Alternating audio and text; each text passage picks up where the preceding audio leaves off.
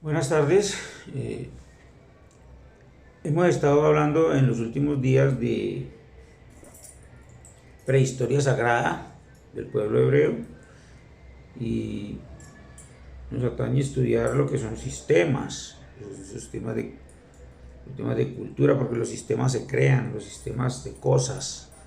Muchas Biblias hablan de los sistemas de cosas, el fin del sistema de cosas. Bueno, los sistemas de cosas es lo que esté instituido, lo que esté estructurado, una creación de la misma mente, de la misma inteligencia del hombre mismo, un ser humano, eh, crea cosas, crea sistemas de gobierno, costumbres, crea ciudades. El hombre crea, digamos, carreras universitarias, crea tecnología. Y todas esas cuestiones, todas esas creaciones están, digamos,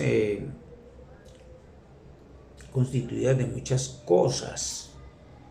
Todo ese conjunto de todas las cosas que constituyen un sistema se llama sistema de cosas. Y todo lo que tiene un principio tiene un fin. Al principio se le llama Génesis. Y al fin de todas las cosas se le llama Apocalipsis.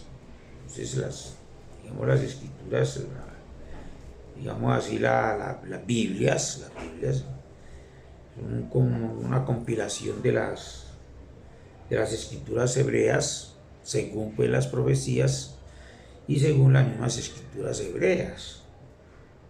Por ahí andan muchos judíos, pseudo judíos, pretenden hablar de lo que es de lo que es el sistema de cosas de la etnia judía. Hablan como si fuera una raza y se consideran ellos una raza predilecta y un pueblo elegido de Dios, y realmente ellos no saben ni qué es ser un judío. Y yo creo que es necesario, para poder seguir adelante con estos temas de la prehistoria, adelantarnos un poquito en la historia y explicar a qué es que se le llama judío, a qué es que se le llama judío, o a qué es que se le llama, digamos, hebreo, y a qué es que se le llama levitas, los levitas. Entonces encontramos, por ejemplo, la tribu de Leví, la tribu de Leví, como estamos en un video anterior hablando acerca de la serpiente pues la serpiente de luz, que también es el dragón y que también es llamado el diablo y es llamado Satanás, un espíritu de mentiras en la boca de todos los profetas. Me estaba hablando de Samael Weor. Es pocos son los que se dedican a investigar en una forma mística, y específicamente lo que es ese misterio de la manifestación del ángel Samael en la tierra en el último quinquenio del siglo XX, para ser más claros. Entonces debemos de tener en cuenta que la palabra levita está relacionado con la serpiente, del mismo punto de vista de que se la llamaba la tribu de Leví a un grupo de personas que eran inmigrantes y que estaban como forasteros en tierra ajena, caídos en la pobreza absoluta, siendo explotados por las sociedades humanas, las clases sociales altas, Y los levitas son lo que se llama, los levitas eran los pueblos, digamos, es que todo originarios de la India. Los levitas son las personas que son originarios de la India y que en algún momento estaban en condiciones, pues, en condición de inmigrantes en Egipto. Entonces de ahí es que se forma el pueblo de Israel, de la convocatoria a todas las personas que se encuentran en la pobreza absoluta, soportando la opresión de la mano dura de los egipcios. Entonces estas personas son convocadas, y eso de acuerdo por grupos, de acuerdo por gremios, inclusive gremios, personas que tenían algún trabajo específico, un conocimiento, comunidades que se dedicaban a ciertas cosas. Entonces de esa misma manera recibían también el nombre de tribus. Otros recibían el nombre de la tribu por el lugar de donde procedían. Pero las tribus de Israel no es que sean, pues, Israel, pues, desde el principio. Es que Israel no existe sino, digamos, desde de unos 3000 años antes de la era cristiana para acá. Existe Israel. Y se nos olvidó, o no se tuvo en cuenta eso en la traducción oral de las escrituras, de la Torá, para ser más claro, explicar en qué consistía los hijos de Israel. Entonces, ¿qué es lo que pasa con Israel? Israel es digamos, el prototipo del hombre, el desplazado que se ve en apuros y que tiene que huir de su tierra natal porque le da por meterse en problemas a temprana edad. Ya la cuestión de las hormonas y la cuestión de la pubertad lo empujan a cometer locuras. Entonces este señor se volvió un tramposo. Jacob se volvió un tramposo. Jacob significa tramposo en el contexto, pues, de la literatura hebrea. El nombre de Jacob significa tramposo, y verdad que si era tramposo, le robó la primogenitura a un hermano, bueno, muchas cosas. Entre otras cosas, pues tenemos que aclarar de que si bien existió Jacob, también el libro de la Torá, la historia del pueblo hebreo, todo no hace alusión a la vida de ese hombre que existió realmente, ni literalmente es exactamente lo que le sucedió a ese muchacho, sino que es una obra literaria que se escribe inspirados, pues, en lo que le pudo haber pasado a esta persona, a este muchacho. Entonces, Jacob, pues, es tipo tramposo que puede existir inclusive en el día de hoy, en el tiempo presente, real, y que por causa de sus tretas y sus trampas, muy expertos para eso, de pronto se ve obligado a irse, porque hasta su propio hermano lo persigue, y se va, pues, buscando la manera de eludir que efectivamente lo eliminen por causa de su mal comportamiento, de sus trampas y sus negocios mal hechos. Entonces Jacob se va y siempre va a estar como forastero en tierra ajena. Entonces Israel, pueblo de Israel, pues habíamos dicho en vida anterior que el sistema de cosas digamos, para la creación de lo que se llama el pueblo hebreo. Tiene su propio Génesis. Pues el Génesis que nosotros conocemos en la Torá, pues, se refiere a eso, a la creación de una nación diferente, el pueblo hebreo. Y que según ellos, según la literatura hebrea antigua, ellos descendían de esta persona. Que esta persona a la vez descendía de un tal Isaac, que de eso nos vamos a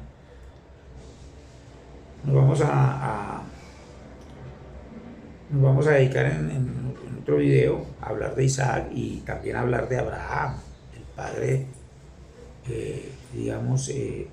putativo de Isaac, porque Isaac era putativo, Isaac era adoptivo, no era hijo biológico porque Isaac era endógeno, había nacido unigénito, hijo de la mamá, pero no del papá biológico, porque no hubo donación, no hubo esperma pues exógeno. Entonces Isaac es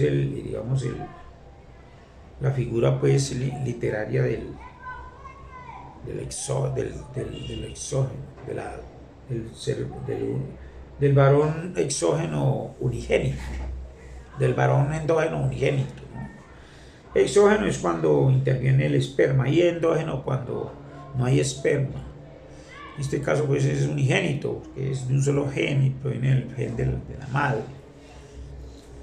Este señor se fue a otras tierras, pasó muchos trabajos, tuvo que hacer muchas trampas para escapar desde la parte donde lo tenían pues como más bien controlado y lo tenían manipulado.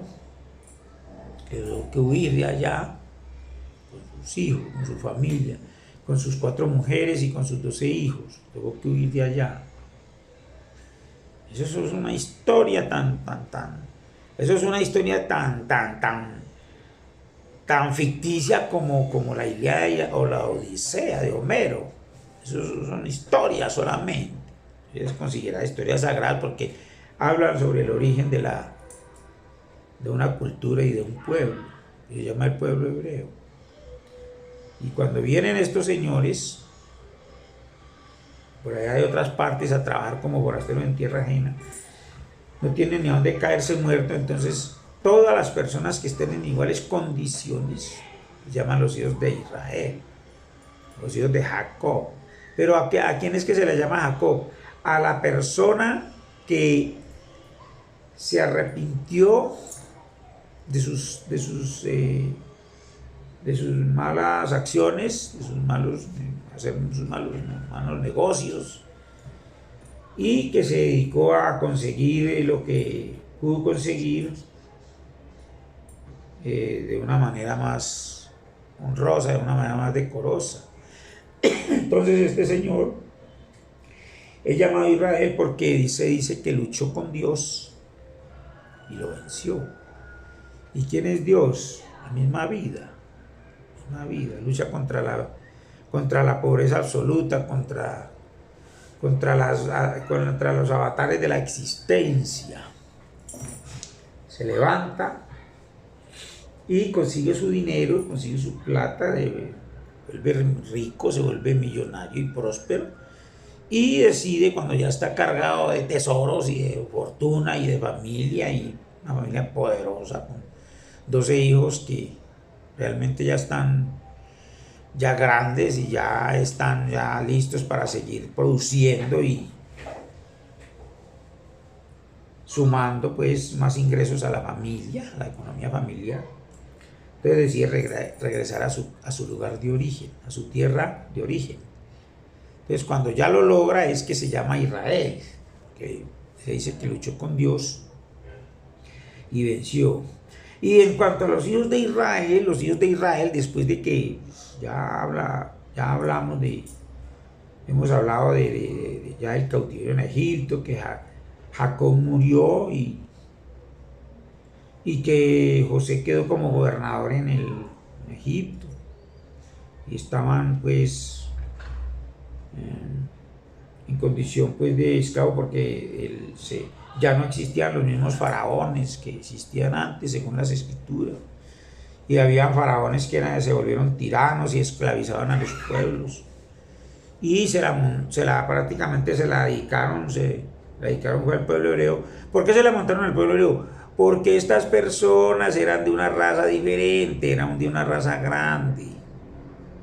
Recordemos que cuando Moisés vino, según el libro de Números, en el capítulo 13, de 24 en adelante, dice que fueron a explorar la tierra algunos hombres, por orden de Moisés, la tierra de Hebrón, y ellos vinieron hablando cosas horribles de esa tierra, y no, allá no nos podemos meter porque eso está lleno de gigantes, eso está habitado por los hijos de Anac. ¿Y quién es Anac? El gigante. Anac es el gigante Atlante, ese es el gigante Atlante, un tipo de raza gigante, que tenía 4,20 en adelante de estatura. Y para luchar con estos pueblos, pues, que no valía que eran tan enormes para ser tan ágiles, eran muy ágiles en la guerra, eran ricos, poderosos, eran guerreros. Y ellos no se iban a dejar invadir, pues, de los hebreos, porque, como dicen ellos, a la verdad, nosotros éramos como langostas ante ellos. Una cantidad de langostas, pues una plaga de langostas que viene a molestar, a meterse en la tierra que no se consideraba de ellos. Vinieron de por allá desplazados de llevar por decir así, del bulto allá en los egipcios. Se vinieron a invadir y a tomarse en estas tierras de acá de la media luna fértil, a tomárselas por la fuerza, por supuestamente una orden del Dios que se los había encomendado. Y que muchas veces, pues, nosotros podemos hablar con Dios, preguntamos, y resulta que no, en ningún momento Dios los ha mandado a que se tomen esas tierras. Pero pues eso ya está escrito y así ha sucedido, y ellos se tomaron esas tierras, y ellos dicen que se tomaron las tierras por orden de Dios. Y entonces todas estas personas que estaban desplazadas, los hijos de Israel, ya con el correr de los tiempos, después de que se habían repartido todas esas tierras en tribus, según las tribus, entonces los judíos, que eran los más prósperos, fueron los que más recibieron, y los que no recibieron nada de tierras ni nada eran los levitas. ¿Pero por qué? Porque los levitas son los sacerdotes hindúes, los místicos hindúes, que se dedicaron a los oficios del templo, a las costumbres religiosas y místicas de la comunidad. Entonces a ellos no se les dio pues tierra, sino que ellos se les daba dominio de todos los asuntos eclesiásticos. Entre otras cosas, pues la iglesia son unas empresas con mucho ánimo de lucro, ¿no? La misión era que ellos, como no sabían hacer nada, no sabían sino trabajar como esclavos, ayudándolos a pegar ladrillo y a hacer ladrillos. Entonces la misión era que ellos, siendo levitas, o sea, levítico significa serpiente, ¿no? O que se arrastra por el suelo, o que es un pobre arrastrado, un paria, que va por el mundo sin nada, sin fondos, sin riqueza, sin nada. Entonces estos parias tienen que aprender a trabajar en la construcción, y a través de la construcción es que ellos se levantan económicamente y socialmente y culturalmente. Y cuando un levita se dedicaba a la construcción, se convertía en judío. La palabra judío significa maestro de construcción en el contexto del antiguo pueblo de Israel. Por eso es que nosotros no vemos a los judíos metidos en el templo de Salomón, porque el templo de Salomón ya lo hicieron fue judíos que ya eran judíos, que ya eran sacerdotes judíos y que ya construían. con piedra y con ladrillo, y pues, eran ingenieros civiles prácticamente. Entonces, a eso es que se le llaman judíos. Es para ir adelantando pues este tema, ya, pues, ya teniendo el contexto de que judío es una persona que se ha levantado y que ya está próspero y que ya levita es una persona que no tiene nada, que no sabe nada. Y esta levita comienza a trabajar y se mete dentro de las organizaciones, digamos, de albañiles, masones. Y entonces cuando él decide pues aprender a desarrollar todos los conocimientos de la ingeniería civil, cómo se hace una casa, cómo se hace una carretera, cómo se hace una avenida, cómo se hace un parque, cómo se construye una fuente de agua, cómo se hace un templo. Entonces esta persona comienza a percibir ingresos, y ahí es ahí donde se vuelve judío. El judío pues es un constructor en el libro de los Hechos, en el libro de los Hebreos, en el Nuevo Testamento, el capítulo 3 de 1 al 6, ahí tenemos nosotros más o menos una idea de lo que significa la palabra judío. Un maestro de construcción. ¿Y por qué no se menciona casi a los levíticos en el Nuevo Testamento? Porque es que el Nuevo Testamento es escrito por judíos. En el Nuevo Testamento ya no había levitas, ya no habían puros judíos. Y estaban siendo perseguidos por el Imperio Romano, porque el Imperio Romano necesitaba de ese personal judío para que fuera a trabajar a las ciudades y a los templos y a todas las instalaciones del gobierno. Pero el Imperio Romano quería someterlos y obligarlos. Desde el Imperio de Babilonia, a Israel no lo llevaron a Babilonia. El rey Nabucodonosor no llevó todo Israel, llevó solamente a los judíos. ¿Y para qué los llevó allá? Para que construyeran a Babilonia, para que lo embellecieran y lo construyeran. Para eso fue que llevaron a los judíos allá. Eso de que estuvieron cautivos en esclavitud, eso es pura mentira. Fue trabajando allá y a ellos se les pagaba. Ya después de que murió Nabucodonosor, y ya entonces les sucedió lo mismo que sucedió en Egipto. Que los cogieron, los sometieron de esclavos y los obligaban a trabajar gratis. Y el que no quisiera trabajar para el César, o para el emperador, entonces, o para el rey de la ciudad que fuera, entonces lo mataban y listo. Eso es lo que se llama, eso es lo que llama la cultura hebrea, y lo que tiene que pues ver con relación al desarrollo cultural del pueblo judío en la dispersión. Buenas tardes.